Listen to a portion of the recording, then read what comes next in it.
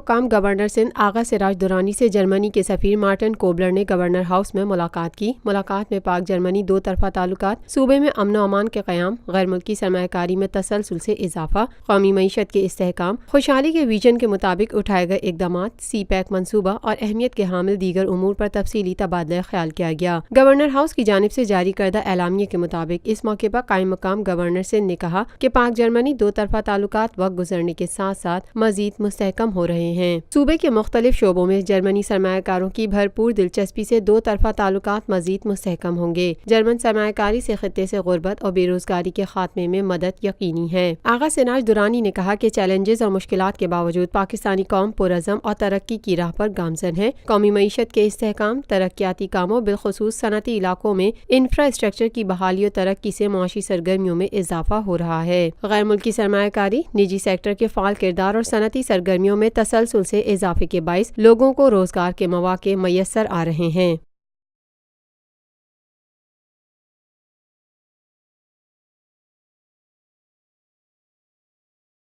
Lotus Lake Towers, a groundbreaking endeavor by Lotus Properties.